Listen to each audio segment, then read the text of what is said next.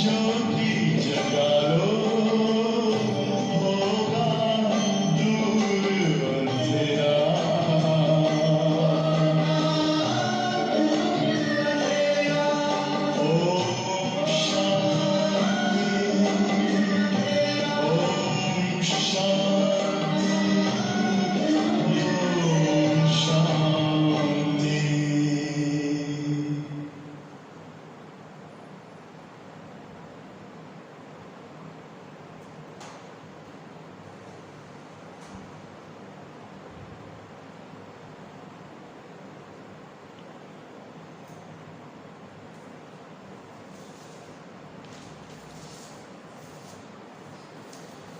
ओम शांति।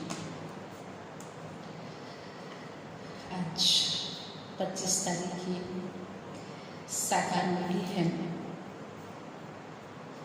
बाबा ने कहा, मीठे बच्चे, हर एक की नब्ज देख पहले उसे अलफ का निश्चय कराओ। मीठे बच्चे, हर एक की नब्ज देख पहले उसे अलफ का निश्चय कराओ, फिर आगे बढ़ो। क्योंकि जिसको परमात्मा पर भरोसा होगा, विश्वास होगा, तो फिर जो भी ज्ञान के अन्य ऐसे पहलू हैं, रहस्य हैं, जो बहुत भक्ति से विपरीत हैं, विचित्र हैं, कभी नहीं सुना, ऐसा तो शास्त्रों में नहीं लिखा, ऐसा तो पहले कोई ने नहीं बताया, तो वो निश्चय कब करेंगे? जब पहले अलफ बाप पर निश्चय होगा, फिर आगे बढ़ो। अलफ के निश्चय बिना ज्ञान देना, अलफ के निश्चय बिना ज्ञान देना टाइम वेस्ट करना है, समय की बर्बादी है। आज का प्रश्न है, कौन सा मुख्य एक पुरुषार्थ स्कॉलरशिप लेने का अधिकारी बना देता है? कौन सा ऐसा पुरुषार्थ, जैसे कभी तो बाबा मुख्य धारणा, आज पूछा मुख्य पुरुषार्थ जो हमें स्कॉलरशिप लेने का अधिकारी बना देता है। उत्तर है, क्या हो सकता है उत्तर? अगर कोई हद की पढ़ाई पढ़ने वाले स्टूडेंट भी अगर वह स्कॉलरशिप लेते हैं तो स्वाभाविक समझा जाता है ये बहुत होशियार होगा पढ़ाई में, इसका जो ध्यान होगा वो केवल अपनी पढ़ाई पर होगा। तो इस बेहद ईश्वरीय पढ़ाई के अंदर भी हमारा मुख्य पुरुषार्थ है स्कॉलरशिप लेने का अधिकार हम तभी प्राप्त कर सकते हैं, जो बहुत अच्छा उत्तर है अंतर्मुखता का। कौन सा पुरुषार्थ करेंगे? अंतर्मुखता का। तुम्हें बहुत अंतर्मुखी होकर रहना है। बात तो है कल्याणकारी, कल्याण के लिए ही राय देते हैं। जो अंतर्मुखी योगी बच्चे हैं वह कभी देह अभिमान में आकर रूसते व लड़ते नहीं। ये भी अंतर्मुखता के बहुत अच्छे लक्षण हैं, क्योंकि अंतर्मुखी आत्मा सदा सुखी रहती है। वो अपने ही लक्ष्य पर अपना ध्यान केंद्रित करती है, सदैव उसका मनन चिंतन उसी के प्रति होता है। इसीलिए अंतर्मुखी बच्चे योगी बच्चे हैं। वह कभी देहाभिमान में आकर के जो ऐसी जिसको कहें खराब चलन, जो दुनियावी दृष्टि से भी अच्छी नहीं है, रूसते व लड़ते नहीं। उनकी चलन बड़ी रॉयल शानदार होती है। किनकी? जो अंतर्मुखी आत्माएं हैं, सच्चे योगी हैं, जो देही अभिमानी होकर रहते हैं, उनकी चलन बड़ी रॉयल शानदार होती है। बहुत थोड़ा बोलते हैं, यज्ञ सर्विस में रुचि रखते हैं। आजकल बाबा की बहुत सारी बोलियों में हम सभी के मुख पर नियंत्रण है ना। इस लॉकडाउन में इस बाह्य ऑर्गन का बहुत अधिक उपयोग न करते हुए, कम बोलते हुए, परंतु यज्ञ सर्विस में, चाहे इस समय हम सभी अपने अपने घरों में हैं, लेकिन मनसा के द्वारा या यज्ञ के प्रति अपने यज्ञवत्स जो यज्ञ में रहने वाले भाई बहने हैं उनके लिए पूछ के, है ना, उनके प्रति, बाबा के प्रति अपना धन सफल करके भी हम यज्ञ सर्विस कर सकते हैं। वह ज्ञान की ज़्यादा टिक टिक नहीं करते।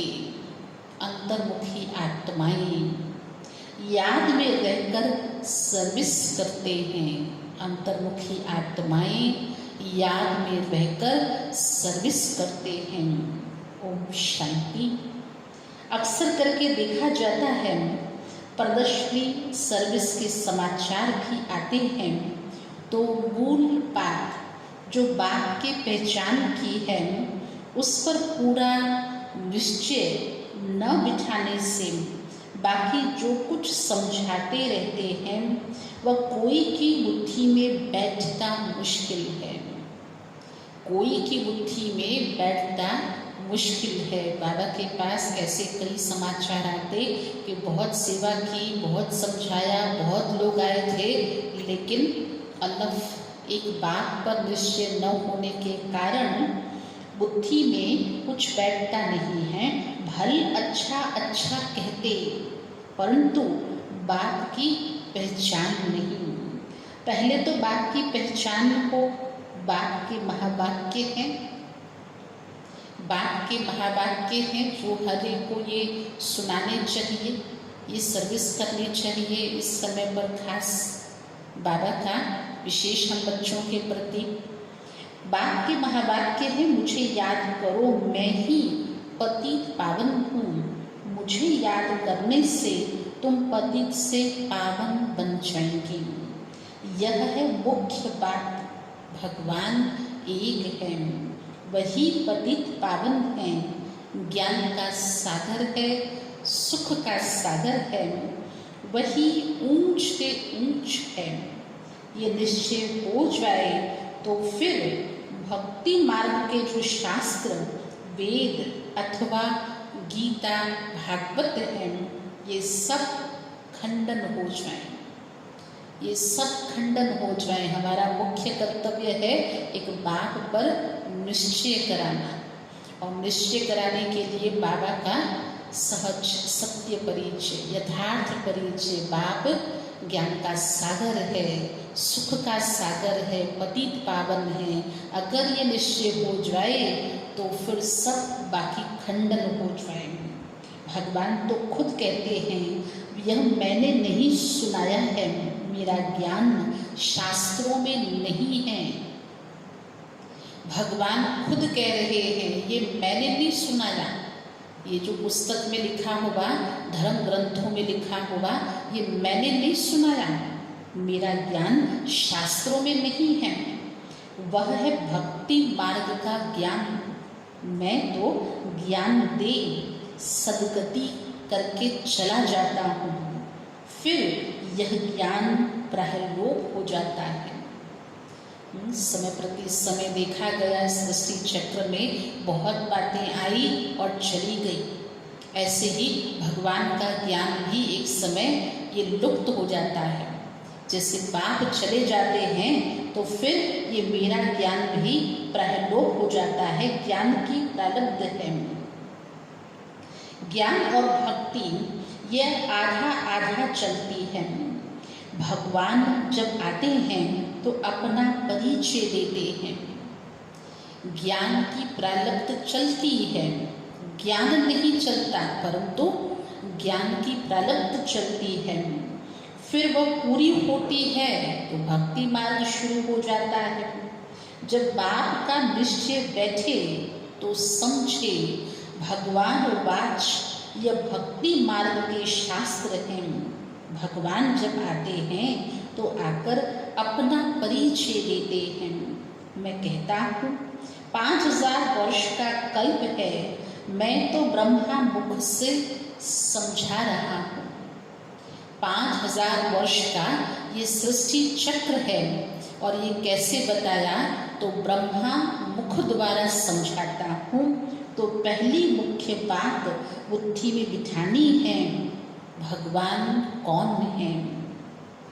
यह बात जब तक बुद्धि में नहीं बैठी है तब तक और कुछ भी समझाने से कुछ असर नहीं होगा। अगर भगवान का परिचय ही नहीं, निश्चय ही नहीं, तो बाकी सब कितनी भी बातें कर लो ना, परंतु कुछ असर नहीं होगा। सारी मेहनत ही इस बात में है। बात आते ही है कब्र से जगाने। इसीलिए इस घोर कलयुग को मृत्यु लोक कहा जाता है, जहाँ हर आत्मा इस समय अपने ही शरीर में, जैसे अज्ञान एक मृत अवस्था है, जो स्वयं को नहीं पहचानते, बाप को नहीं पहचानते, सृष्टि के आदि मध्य अंत को नहीं पहचानते। इसीलिए बाप आते हैं कब्र से जगाने। शास्त्र आदि पढ़ने से तो नहीं जागेंगे, परम आत्मा है, ज्योति स्वरूप, तो उनके बच्चे भी ज्योति स्वरूप होंगे। जैसा बाप वैसे बच्चे, ऐसा ही होता है ना। तो बाप है निराकार ज्योति स्वरूप, तो बच्चे भी ज्योति स्वरूप हैं, परंतु तो बच्चों की आत्मा इस समय पतित है। जैसे कोई बच्चे खराब हो जाते हैं संग की वजह से, ऐसे इस समय आत्माएं पतित हैं, जिस कारण ये ज्योति बुझी हुई है, तमो प्रधान हो गए हैं। तो पहले पहले बाप का परिचय ना देने से फिर जो भी मेहनत करते हैं, ओपिनियन आदि लिखाते हैं, वह कुछ काम का नहीं रहता। इसीलिए सर्विस होती नहीं। चाहे कितना भी समझाओ, कितना भी बताओ, बढ़ चढ़ करके दुनिया का ज्ञान सुनाओ, लेकिन अगर बाप का परिचय नहीं, निश्चय नहीं, तो बाबा ने स्पष्ट कह दिया, ये आपकी सारी मेहनत बर्बाद हो जाती है, अर्थात इस सर्विस का कोई फल नहीं निकलता है। निश्चय हो तो समझें, बरोबर ब्रह्मा द्वारा बाप ज्ञान दे रहे हैं। मनुष्य ब्रह्मा को देख कितना मुंझते हैं, क्योंकि बाप की पहचान नहीं है। तुम सभी जानते हो, भक्ति मार्ग अब पास हो गया है।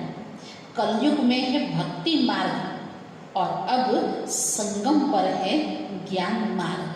तो हम हैं, कल भी बाबा ने कहा बच्चे, ये है सागर और नदी का मिलन, ये है ज्ञान का वो कंठा, तो यह है संगम। हम संगम युगी हैं, राजयोग सीख रहे हैं, दैवी गुण धारण करते हैं नई दुनिया के लिए। जो संगम युग पर नहीं, वह दिन प्रतिदिन तमो प्रधान बनते जाते हैं, उस तरफ तमो प्रधानता बढ़ती जाती है। और इस तरफ दो तरफ बताए, एक वो दुनिया जहाँ से हम यहाँ आए, वो है घोर कलयुग, तमो प्रधान पुरानी पतित दुनिया, वहाँ तमो प्रधानता बढ़ती जाती है। और इस तरफ तुम्हारा संगम युग पूरा होता जा रहा है। यह समझने की बातें हैं ना। कई बातें होती हैं जो अंडरस्टूड होती हैं, समझी जाती हैं, तो ये समझने की बात है ना। समझाने वाले भी नंबरवार हैं। बाबा रोज पुरुषार्थ कराते हैं, निश्चय बुद्धि विजयंती। बाबा की आज के मूल्य की मुख्य थीम, मुख्य शिक्षा, न सिर्फ निश्चय कराना है, परंतु निश्चय बुद्धि होकर के रहना है। तभी कहा निश्चय बुद्धि विजयंती। बच्चों में टिक टिक करने की आदत बहुत है, बाप को याद करते ही नहीं। याद करना बड़ा कठिन है, बाप को याद करना छोड़ अपनी ही टिक टिक सुनाते रहते हैं। ये भी न चले, ये भी न चले। साइलेंस में रहना, चुप रहना, ये भी बहुत अच्छा सर्विस का माध्यम बनता है। तो अधिक ज्ञान की टिक टिक भी नहीं करनी है, इसीलिए कहा अपनी टिक टिक सुनाते रहते हैं, बात को याद नहीं करते हैं। बात के निश्चय बिगड़ और चित्रों तरफ बढ़ना ही नहीं चाहिए। अगर बात पर निश्चय नहीं तो और चित्रों पर समझाना व्यर्थ है। बढ़ना ही नहीं चाहिए, निश्चय नहीं तो कुछ भी समझेंगे नहीं। अलफ का निश्चय नहीं तो बाकी बे में जाना, टाइम वेस्ट करना है। हम समझते क्या पता बे बादशाही सुनाए तो वो समझ लेंगे। बाबा ने कहा बे करना ये सब फालतू है, निश्चय कराओ अलफ पर। बाकी बे में जाना, टाइम वेस्ट करना है, किसकी नब्ज को जानते नहीं। ओपनिंग करने वाले को भी पहले बाप का परिचय देना है। यह ऊंच से ऊंच बाप, यह ज्ञान का सागर। बाप ये ज्ञान अभी ही देते हैं। सतयुग में इस ज्ञान की दरकार नहीं रहती, पीछे शुरू होती है भक्ति। बाबा कहते जब दुर्गति अर्थात मेरी निंदा पूरी होने का समय होता है तब मैं आता हूँ। बाबा की निंदा शुरू हुई, बढ़ते बढ़ते इतनी बढ़ गई, कहा तो उसको कच्छ बच्छ अवतार कहा और कहा आज तो कण कण में कह दिया। तो जब इतनी निंदा भगवान की होती है, बाबा कहते ये समय पूरा होता तब मैं आता हूँ। आधा कल्प उन्हों को निंदा करनी ही है। बाबा कितना अपकारियों पर भी उपकार करते। बाबा इसको भी बच्चों का दोष न कह के ड्रामा की नोट, ड्रामा का पाठ एक हिस्सा मानते हैं। बाबा कहते आधा कल्प उन्हों को निंदा करनी ही है, जिनकी भी पूजा करते। ऑक्यूपेशन का तो पता ही नहीं, तो बच्चे बैठ समझाते हो, परंतु खुद का ही बाबा से योग नहीं तो औरों को क्या समझा सकेंगे। अगर समझाने वाले का योग बाबा से नहीं होगा तो दूसरों को क्या समझाएंगे, क्या तीर लगेगा, क्या असर होगा। भल शिव बाबा कहते हैं, परंतु योग में बिल्कुल रहते नहीं तो विकर्म भी विनाश नहीं होते हैं। क्योंकि शिव बाबा का कहा और करना दोनों में अंतर हो जाता है। बाबा ने कहा, बाबा ऐसा कहते, बाबा ऐसा समझाते, बाबा ऐसा बताते, पर मैंने किया कितना। तो विकर्म विनाश नहीं होते, धारणा नहीं होती। मुख्य बात है एक बाप को याद करना, न सिर्फ ज्ञान की टिक टिक करना। प्रैक्टिकल में बाबा को याद करना। जो बच्चे ज्ञानी तो आत्मा के साथ साथ योगी नहीं बनते हैं, उनमें देह अभिमान का अंश जरूर होगा। इसलिए इस सब्जेक्ट को भी वीक नहीं रखना है। चाहे घर में है तो भी अपने घर को बाबा का घर समझ के, बाबा का फोटो रख के, बाबा का कमरा समझ करके और अच्छी तरह से विधिवत योग करना चाहिए। क्योंकि सिर्फ ज्ञानी तो आत्मा नहीं, साथ साथ योगी नहीं बनते तो फिर देहाभिमान का अंश जरूर होगा। योग बिगर समझाना कोई काम का नहीं। फिर देहाभिमान में आकर किसी न किसी को तंग करते रहेंगे, अर्थात हमारे कर्म का सुधार नहीं होगा, परिवर्तन नहीं होगा। चाहे ज्ञान तो सुनाएंगे, लेकिन योग न होने के कारण फिर किसी न किसी को तंग करते रहेंगे। बच्चे भाषण अच्छा करते हैं तो समझते हैं हम ज्ञानी तो आत्मा हैं, परंतु बाबा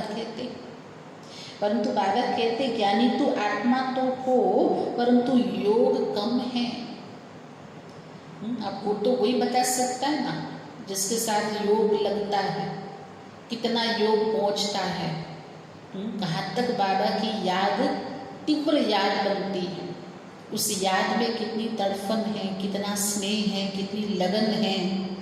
तो वो जिससे योग लगता है ना, वो कहता है तुम्हारा योग कम है। योग पर पुरुषार्थ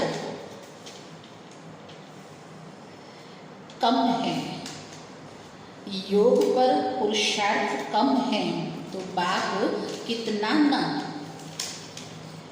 अच्छी तरह समझाते हैं कि बच्चे चाट रखो।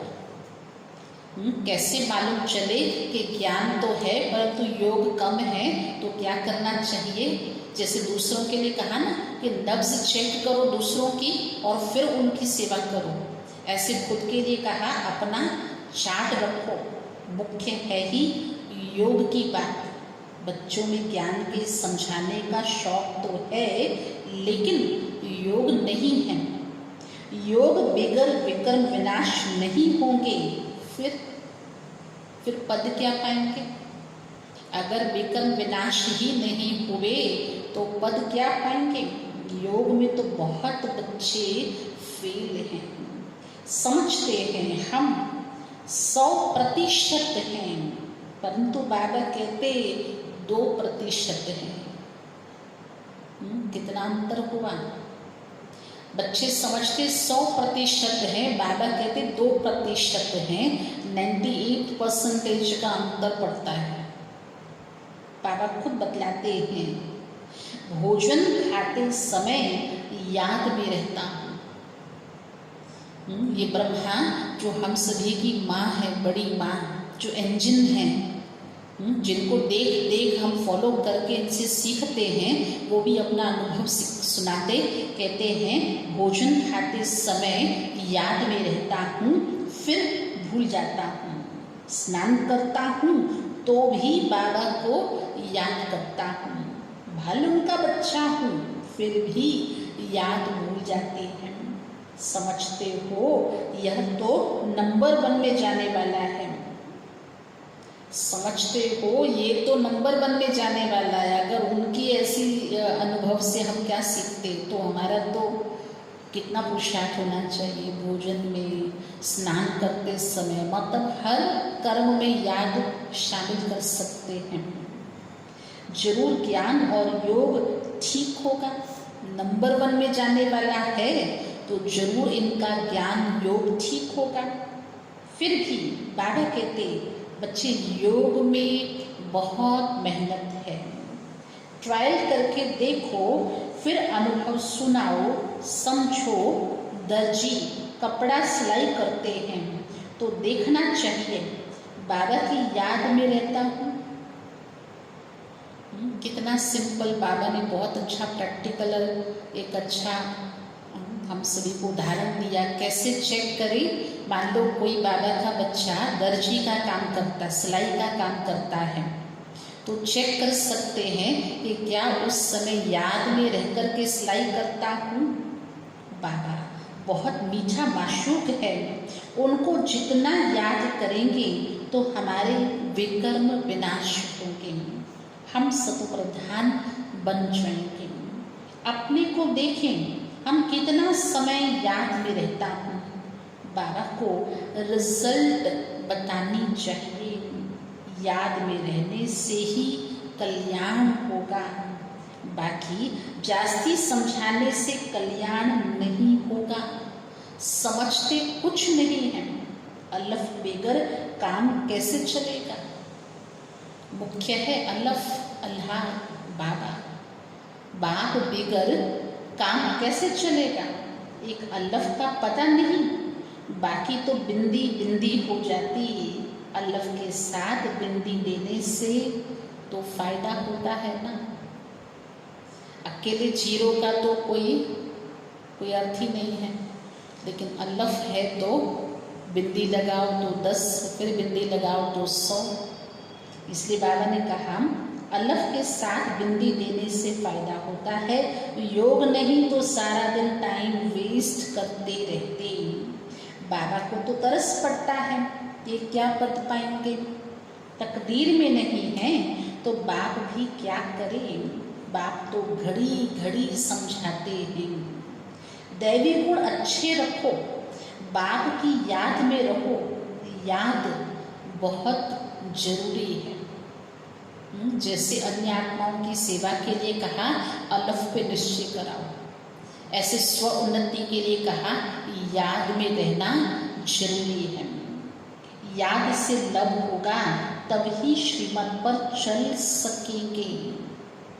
प्रजा तो ढेर बननी है, तुम यहाँ आए ही हो ये लक्ष्मी नारायण बनने, इसमें मेहनत है। भल स्वर्ग में जाएंगे परंतु सजाएं खाकर फिर पिछाड़ी में आकर पद पाएंगे थोड़ा सा। बाबा तो सभी बच्चों को जानते हैं ना, अगर विकर्म विनाश नहीं किए और थोड़ा पद पाया, कम पद पाया, क्योंकि बाबा बच्चों को जानते हैं ना, जो बच्चे योग में कच्चे हैं वह देह अभिमान में आकर रूसते और लड़ते झगड़ते रहेंगे। अगर योग में कच्चे हैं तो रूसते हैं, रूठना, ये भी शुक्र जीवन का गुण, अवगुण कहेंगे। लड़ते झगड़ते हैं, जो पक्के हैं, योगी हैं, उनकी चलन बड़ी रॉयली, बड़ी शानदार होगी, बहुत थोड़ा बोलेंगे। यज्ञ सर्विस में भी रुचि रहेगी, यज्ञ सर्विस में हड्डियां भी चली जाएं, ऐसे ऐसे कोई हैं भी, ऐसे भी कोई हैं, चाहे यज्ञ में हड्डियां क्यों न स्वाहा हो जाएं, परंतु बाबा कहते याद में जास्ती रहो तो बाप से लव होगा और खुशी में रहेंगे। जो खुशियों का भंडार, जो खुशियों का खजाना देने वाला, अगर ऐसे बाप से लव होगा तब तो खुश रहेंगे। बाबा कहते हैं मैं भारत खंड में ही आता हूँ, भारत को ही आकर ऊंचा बनाता हूँ। सतयुग में तुम विश्व के मालिक थे, सदगति में थे, फिर दुर्गति किसने की? रावण ने। कब शुरू हुई? बाबा ने पूछा किसने की, तो बच्चों ने कहा रावण ने दुर्गति की। अच्छा ये कब से शुरू हुई? बाबा पूछते तो कहा द्वापर से। आधा कल्प के लिए सदगति एक सेकंड में पाते हो, 21 जन्मों का वर्षा पा लेते हो। तो जब भी कोई अच्छा आदमी आए तो पहले पहले उनको बाप का परिचय दो। अच्छा आदमी आए अर्थात नब्ज देख करके, जिसको रुचि है, जिसको आवश्यकता है, उनको बाप का परिचय दो। बाप कहते बच्चे इस ज्ञान से ही तुम्हारी सदगति होगी। तुम बच्चे जानते हो ये ड्रामा चल रहा है सेकंड बाय सेकंड। यह बुद्धि में याद रहे तो भी तुम अच्छी रीति स्थिर होंगे। जैसे ड्रामा के हर सीन के प्रति हम मानते हैं, ये भी ड्रामा, जो हो चुका सो ड्रामा, जो आगे आने वाला समय है जो ड्रामा में होगा सो होगा। तो वर्तमान काल के लिए भी ड्रामा सेकंड बाय सेकंड जो चल रहा है, तो इससे क्या होगा? अच्छी रीति तुम्हारी बुद्धि स्थिर रहेगी। यहाँ बैठे हो तो भी बुद्धि में रहे ये सृष्टि चक्र जो मुहाफिक कैसे फिरता रहता है, सेकंड सेकंड टिक टिक होती रहती है। ड्रामा अनुसार सारा पाठ बज रहा है। एक सेकंड पास हुआ, खत्म, रोल होता जाता। जो एक सेकंड बीत गया वो क्या हो गया? लिपट गया। जैसे रोल में कैसे कोई चीज़ लिपटती है, घूमती है, ऐसे रोल में वो चीज़ फिक्स हो गई। बहुत आहिस्ते आहिस्ते यह फिरता है। यह बेहद का ड्रामा। बूढ़े आदि जो हैं उनकी बुद्धि में ये बातें बैठ न सके, ज्ञान भी बैठ न सके, योग भी नहीं, फिर भी बच्चे तो हैं ना, फिर भी दयालु बाबा रहमदिल बाबा कहते चाहे पूरी तरह ज्ञान बुद्धि में नहीं है या सृष्टि चक्र की ऐसी बातें नहीं समझ सकते हैं, तब भी बच्चे तो है ना। हाँ, सर्विस करने वालों का पद ऊंच है, बाकी का कम होगा, ये पक्का ख्याल रखो। ये बेहद का ड्रामा है, ये चक्र फिरता है जैसे रिकॉर्ड फिरता है। हमारी आत्मा में भी ऐसे रिकॉर्ड फिरता रहता है। छोटी आत्मा में इतना सारा पाठ भरा हुआ है, इनको ही कुदरत कहा जाता है। देखने में तो कुछ भी नहीं आता है, देखने में वैसे तो कुछ नहीं आता है, ये समझ की बातें हैं, मोटी बुद्धि वाले समझ न सके। इनमें हम जो बोलते जाते, टाइम पास होता जाता, फिर 5000 वर्ष के बाद यह रिपीट होगा। समय थोड़ी देखने में आता है, वो तो रियलाइज होता है ना। समय पास हुआ, उसके साथ दृश्य पास हुआ, जो हुआ सो लिपट गया, रोल फिर रिपीट होगा, फिर 5000 वर्ष के बाद रिपीट होगा। ऐसी समझ कोई के पास नहीं। जो महारथी होंगे वह घड़ी घड़ी इन बातों पर ध्यान देकर समझाते रहेंगे। इसीलिए बाबा कहते पहले पहले तो गांठ बांधो बाप की याद की। जैसे कोई चीज़ भूल जाते हैं तो बड़े क्या कहते थे, भाई गांठ बांध लो। और सच में गांठ बांध देते थे ना, तो गांठ देख देख के याद आता था, अच्छा ये बात है। आज बाबा ने भी हमको पक्का करवाई, गांठ बांधो। कौन सी? एक बाप की याद की गांठ। बाबा कहते बच्चे मुझे याद करो, आत्मा को अब घर जाना है, देह के सब संबंध छोड़ देने हैं। जितना हो सके बाबा को याद करते रहो, जितना हो सके, अर्थात प्रयत्न करो अधिक से अधिक, ज़्यादा से ज़्यादा। बाबा ने कहा भोजन खाते समय, स्नान करते समय, हर कर्म के अंदर, तो जितना हो सके ये पुरुषार्थ, यह गुप्त बाबा राय देते हैं। परिचय भी बाप का ही दो। याद कम करते हैं तो परिचय भी कम देते हैं। पहले तो बाप का परिचय बुद्धि में बैठे, बोलो अब लिखो बरोबर वो हमारा बाप है। जैसे रोज लिखने के लिए आपको होमवर्क मिलता है ना, ऐसे बाबा कहते दूसरे को समझा के उनसे लिखवा लो। क्या लिखवाओ? ये हमारा बाप है। देह सहित सब कुछ छोड़ एक बाप को याद करना है, क्योंकि याद से ही तमो प्रधान से सतो प्रधान बनेगी। मुक्ति धाम, जीवन मुक्ति धाम में तो दुख दर्द होता ही नहीं। दिन प्रतिदिन अच्छी बातें समझाई जाती हैं।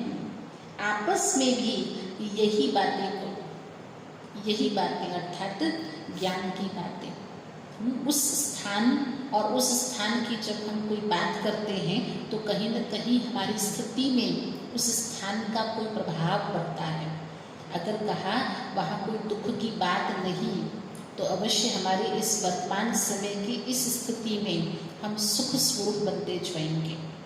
इसलिए बाबा ने बहुत अच्छी युक्ति समझाई। बाबा ने कहा आपस में भी यही बातें करो, लायक भी बनना चाहिए ना। ब्राह्मण होकर और बाप की रूहानी सेवा न करे तो क्या काम का। बाप के बच्चे बने हैं, नया जन्म लिया है, ब्राह्मण जीवन प्राप्त की है, और फिर भी बाबा के ही काम ना आए तो, बाबा की सर्विस ना करें तो क्या काम का। पढ़ाई को तो अच्छी रीति धारण करना चाहिए ना। बाबा जानते हैं बहुत हैं जिनको एक अक्षर भी धारण नहीं होता है। ऐसे भी बहुत हैं जिनको एक अक्षर भी धारण नहीं होता है। यथार्थ रीति बाप को याद करते ही नहीं हैं। राजा रानी का पद पाने में मेहनत तो है ना। जो मेहनत करेंगे वही ऊंच पद पाएंगे। मेहनत करें तब राजाई में जा सकते हैं। बेगर मेहनत तो कहते दुनिया में कुछ नहीं मिलता। तो मेहनत करेंगे तो अवश्य राजाई में जा सकते हैं। नंबर 1 को ही स्कॉलरशिप मिलती है। ये लक्ष्मी नारायण स्कॉलरशिप लिए हुए हैं। इनको देखो, लगता है ना, लक्ष्मी नारायण को देख के लगता है इन्होंने स्कॉलरशिप ली हुई है। फिर है नंबर 1, बहुत बड़ा इम्तिहान है ना। स्कॉलरशिप की ही माला बनी हुई है। 8 रत्न है ना, 8 हैं, फिर 100 हैं, फिर 16,000 हैं। तो कितना पुरुषार्थ करना चाहिए माला में पिरोने के लिए? 16,108 की माला, तो कितना पुरुषार्थ करना चाहिए? सोचो, कंपटीशन कितनी हो गई, कितने सालों के साथ हो गई। लेकिन पुरुषार्थ करना चाहिए माला में पिरोने के लिए। अंतर्मुखी रहने का पुरुषार्थ करने से स्कॉलरशिप लेने के अधिकारी बन जाएंगे।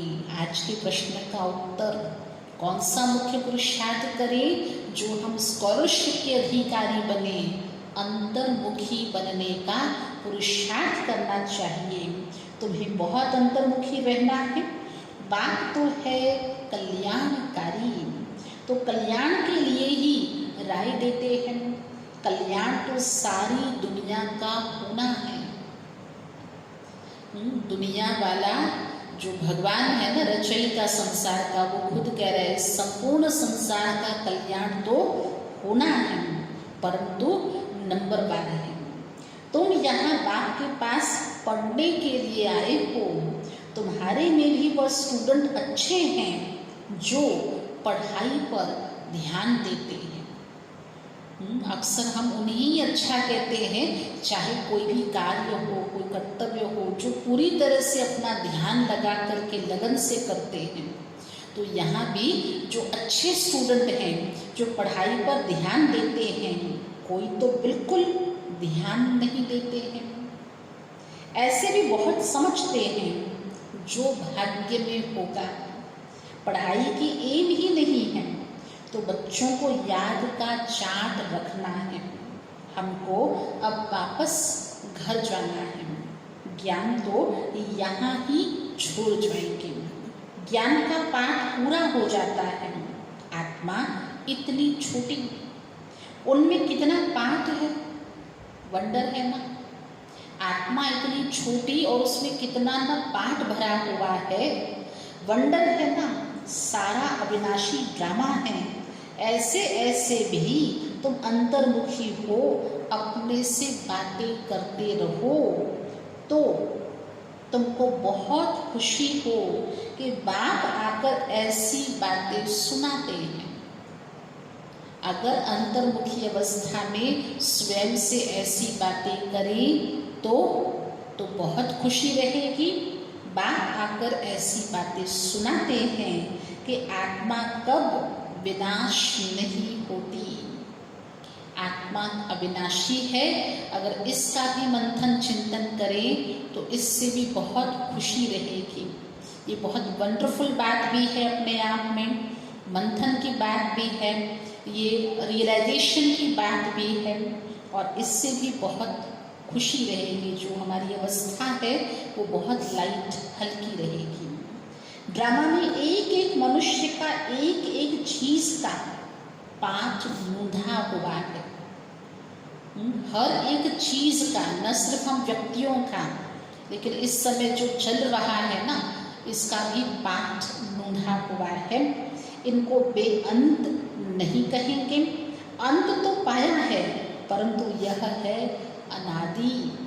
कितनी चीजें हैं, इनको कुदरत कहीं, ईश्वर की कुदरत भी नहीं कह सकते। इसको कुदरत ही कह सकते हैं। भाई बहुत वायरस फैल गया है तो कुदरत कह सकते हैं, लेकिन ईश्वर की कुदरत नहीं कह सकते। वह कहते हमारा भी इसमें पार्ट है। बाबा कहते बच्चे, मेरा भी इस ड्रामा में आप पाठधारियों की तरह या अन्य चीज़ों की तरह जिन जिनका पार्ट है, जिन जिनका आपस में कोई कनेक्शन रिलेशन है, ऐसे मेरा भी पार्ट है। अच्छा, मीठे मीठे सिकी रखे बच्चों प्रति माता पिता बाप दादा का याद प्यार और गुड मॉर्निंग। रूहानी बाप की रूहानी बच्चों को नमस्ते, रूहानी बच्चों की रूहानी बाप दादा को याद प्यार, गुड मॉर्निंग और नमस्ते। आज की धारणा की मुख्य पॉइंट है, योग में बहुत मेहनत है। ट्राई करके देखना है कि कर्म में कितना समय बाबा की याद रहती है। माना कि इस सब्जेक्ट में मेहनत है, परंतु बाबा कहते हैं इसको प्रैक्टिस करके देखो, इसको ट्राई करके देखो, तो पता चले कि कर्म के अंदर कितना समय बाबा की याद रहती है। याद में रहने से ही कल्याण है। मीठे माशूक को बहुत प्यार से याद करना है, याद का चार्ट भी रखना है। महीन बुद्धि से इस ड्रामा के राज को समझना है।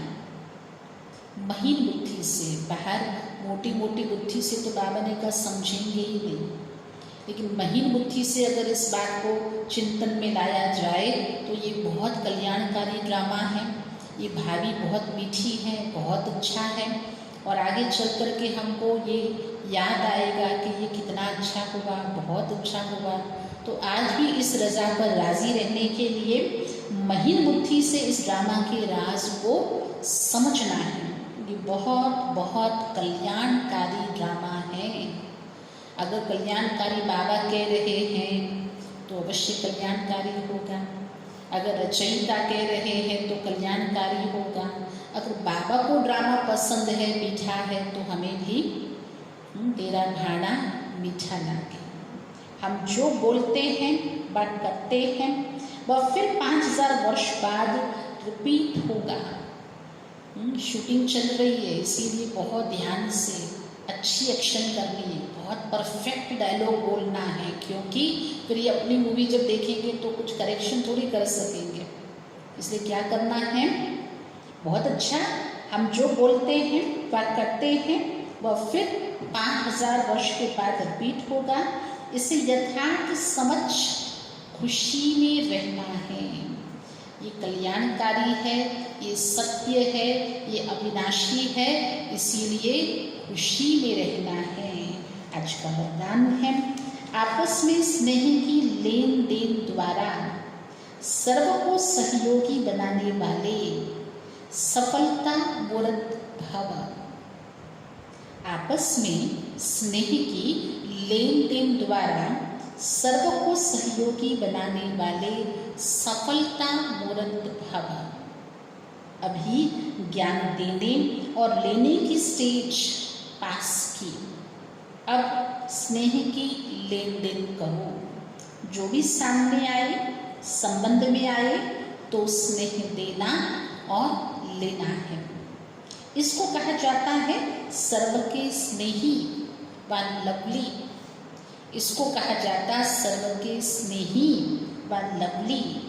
ज्ञान दान अज्ञानियों को करना है, लेकिन ब्राह्मण परिवार में इस दान के महादानी बनो। ज्ञान दान तो आपको किसे करना है, जिसके पास ज्ञान नहीं है उसको करना है, लेकिन जिसके पास ज्ञान है उसको क्या दान करना है, स्नेह। इस स्नेह का दान करो। संकल्प में भी किसी के प्रति स्नेह के सिवाय और कोई उत्पत्ति ना हो। जब सभी के प्रति स्नेह हो जाता है तो स्नेह का रिस्पॉन्स, जब सर्व के प्रति स्नेह ही होगा तो स्वाभाविक है स्नेह का रिस्पॉन्स क्या मिलेगा, सहयोग। स्नेह का रिस्पॉन्स सहयोग होता है और सहयोग की रिजल्ट सफलता प्राप्त होती है। स्नेह, सहयोग और तीसरा सफलता, ये 3 स्टेप है। अगर इसको आज के दिन में चढ़ेंगे तो अवश्य ही चढ़ते चढ़ते, भाई आज शनिवार का दिन है, कहते शनिवार की जो शनि की भारी होती ग्रहचारी है ना, 7.5 वर्ष की होती है। तो अगर उससे मुक्त होना है तो क्या करना है, ज्ञान का, तो बाबा ने कहा लेन देन बहुत की, अब स्नेह की लेन देन करो, सहयोग भी मिलेगा और सफलता भी मिलेगी। आज का स्लोगन है, 1 सेकंड में व्यर्थ संकल्पों पर फुल स्टॉप लगा दो। ये भी प्रैक्टिस करना बहुत अच्छा लगेगा, इसको समय है, अनुभव कर सकते हैं। व्यर्थ को 1 सेकंड में फुल स्टॉप लगा दो, यही तीव्र पुरुषार्थ है। जो कभी कई लोग पूछते हैं, सोचते हैं तीव्र पुरुषार्थ किसको कहें, तो सेकंड में फुल स्टॉप लगाना यही तीव्र पुरुषार्थ है। अच्छा, ओम शांति।